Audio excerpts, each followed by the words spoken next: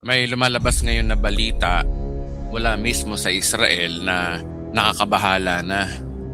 May mga ilang rabay na nagsasabing posible na raw na magkaroon ng announcement na ang kanilang Mesaya ay dumating na. Di lang ito simpleng malapit na, kundi parang punto na ito ng pagpapahayag nila. At kung papansinin mo, hindi lang ito nataon lang, parang lahat ay mukhang planado na o may nagpaplanong mangyari ito. Sa Judaism, ang hinihintay nilang Mesaya ay hindi basta spiritual figure lamang. Para sa kanila, ito ay isang tao, isang leader na magmumula sa linya ni David na magre-restore ng Israel bilang bansa at magtatatag ng kapayapaan at magbibigay ng direksyon sa mundo. Hindi siya babalik, darating pa lang siya. Ibig sabihin ng inaasahan nilang isang leader na papasok sa eksena sa gitna ng kaguluhan, yun daw yung magdadala ng kaayusan sa kanila. Alam naman natin na hindi si Jesus Christ ang inaantay nila. Kaya nag-aantay talaga sila ng isa pang Mesaya para sa kanila. Ngayon, bakit tila nakakaalarma ang pahayag na ito? Dahil inuugnay ng ilan sa kanila ang kasalukuyang sitwasyon sa Middle East, lalo na ang tensyon sa pagitan ng Iran at ng Israel bilang bahagi ng tinatawag na footsteps of the Messiah. Para sa kanila, ang kaguluhan, ang mga digmaan at mga instability ay hindi random. Ito raw ay senyales na papalapit na ang Messianic era. Kaya para sa kanila, ang giyera ay hindi lang ito problema. Ito ay posibleng mag-trigger sa pagsulpot ng kanilang Mesaya. At kung titingnan mo ang mga nangyayari ngayon, hindi malit na sitwasyon ng dahilan. Ang giyera ngayon sa Middle East ay sinasabing umaabot sa mahigit 10 bansa ang nadadamay. At pangunahin nga dito ang US, Israel laban sa Iran. Lumalawak ang tensyon at isa sa pinakaapektadong lugar ay ang Strait of Hormuz, isang oil route na kapag naapektuhan, ramdam ng buong mundo. Tumataas ang presyo ng langis, nagkakaroon ng economic pressure at unti-unting nararamdaman ang lahat ng epekto nito. Ngayon, dito na pumapasok ang mas kontrobersyal na usapan. May mga nagsasabi na ang mga nangyayaring ito ay parang tumutugma sa tinatawag na Four Horsemen sa Revelation chapter 6. May mga nakikita kasi silang pattern sa sitwasyon. Ito nga ang una ay yung puting kabayo. Ang puting kabayo ay may nag-uugnay nito madalas kay Donald Trump.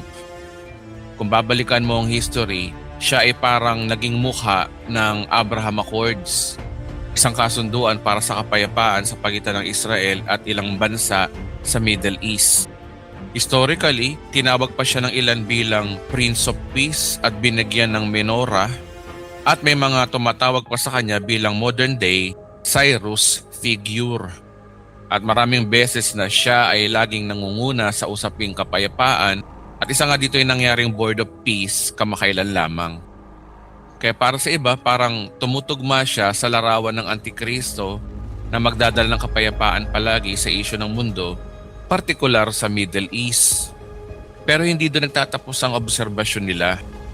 May isa pang detalye na lalong nagpapainit sa usapan. Sa Revelation chapter 13, may propesya na ang Antikristo ay ang unang halimaw na nasugatan sa ulo. Halos ikamatay daw nito, ngunit ito'y gumaling. Ngayon, kung babalikan mo yung nangyari kay Donald Trump, yung assassination attempt kung saan siya ay nasugatan sa ulo at muntik na mamatay, ngunit nakaligtas pa, para sa iba parang may pagkakatulad. At pagkatapos ng pangyayaring iyon, lalo siyang sumikat at lumakas ang mga suporta sa kanya. At sobrang bangon niya sa bansang Israel. Ngayon kung susundan pa natin ang daloy, pagkatapos ng puting kabayo ay ang pulang kabayo na sumisimbolo sa digmaan. What a coincidence na ang kasalukuyang sitwasyon ay may mga nagsasabi na parang pumapasok na tayo sa phase na iyon. Aktibo ang tensyon sa pagitan ng Iran at ng Israel at halos 15 bansa na ang nadadamay. May mga nagsasabi pa nga na kung sino daw yung nagsimula ng peace narrative, siya rin na makikita ngayon sa gitna ng conflict na gera. Meaning may mga nag-uugnay na kung sino yung nakaupo sa kabayong puti, siya rin yung nakikita sa kabayong pula ng digmaan. Wherein nangyayari na nga ngayon ito kung saan may mga nagsasabi na si Donald Trump ang nangunguna sa galaw ng digmaang ito. Sumunod naman ay yung itim na kabayo na konektado sa krisis ng ekonomiya. Nakasulat din sa propesiya na yung Black Horse ay yung sinasabi na ngunit huwag mong pinsalain ang langis ng olibo at ang alak. Meaning ang Black Horseman na ito ay konektado sa issue ng langis. At ngayon, ganun nga yung nangyayari ngayon. Dahil sa giyera, naapekto na ang langis, tumataas ang presyo at ramdam na ramdam ang bigat nito sa buong mundo ngayon. Wherein sinasabi na nga ng Bible verse na magkakaroon talaga ng issue sa langis pagkatapos ng pulang kabayo. At kung susundan pa natin ng pattern ay yung kulay berdeng kabayo na sumisimbolo sa kamatayan. Wherein hindi pa nga ito nangyayari sa ngayon, pero ito yung kinakatakutan ng karamihan na baka mauwi nga tayo doon. Kaya hindi nakakapagtaka kung bakit maraming tao ang nag-uugnay ng mga pangyayaring ito. Hindi naman tayo nagbibigay ng conclusion, pero kung pagsasamahin mo ang lahat, ang pahayag tungkol sa Jewish Messiah, gera sa Middle East, at mga pandaigdigang issue sa langis, at ang mga pattern na nakikita ng ilan sa Revelation, parang may nabubuong pattern na tumutugma sa prophecy. At higit sa lahat, meron pa nakakabahalang propesiya. Kung babalikan mo ang timeline, si Kristo ay namatay nung Passover around 33 AD. Passover means ito ay summer or Nisan or April. At may isang talata sa Hosea na nagsasabing after 2 days marerestore ang Israel. May interpretasyon ng iba na ang isang araw ay katumbas ng 1,000 taon sa Diyos. At nakasulat din sa Peter. Kung susundin ito, ang 2 araw ay 2,000 taon. Ibig sabihin, it takes 2,000 years bago ma-restore ang Israel ayon sa propesiya. Ibig sabihin, mula 33 AD, dadalhin tayo nito sa 2033 bilang isang posibleng window. Window na kung saan kapag dumating na si Jesucristo, ito na yung panahon na tunay na restoration ng Israel papasok sa Millennial Kingdom. Kaya 2033 ang remarkable possible na dito yung second coming of Christ para sa restoration ng Israel. Ngayon ito pa ang problema. May propesiya na may 7 taon bago yun mangyari, lalabas ang Antikristo. Kapag ibinawas mo ang 7 taon mula 2033, lalabas ang 2026. Ngayon, nasaan na ba tayo ngayon? March 2026. Papalapit na ang Passover ng April 2026. At kasabay nito, may mga rabbi na nagsasabing may announcement na ang darating na tungkol sa Messiah. May tensyon pa sa Iran at Israel.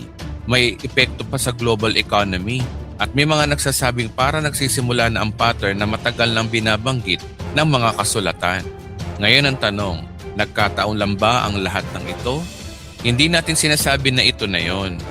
Pero hindi rin natin pwedeng i-ignore ang mga pangyayari, ang timeline at ang paghahayag na tila tumutugma sa propesiya ng Biblia, partikular sa Book of Revelation. Ngayon ang tanong, ito ba ay normal na galaw ng kasaysayan? O di kaya pumapasok na tayo sa libro ng Apokalipsis? Ang inaabangan lang kasi natin dito ay yung kung sino yung magko-confirm sa Israel ng 7 years na connected sa Third Temple.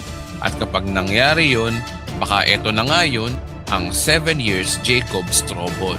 Tandaan, ang propesiya ay isa pa ring propesiya at malalaman mo lang ang sagot kapag natupad na ang propesiya. Kaya patuloy tayo mag-aral at magbantay propesiya.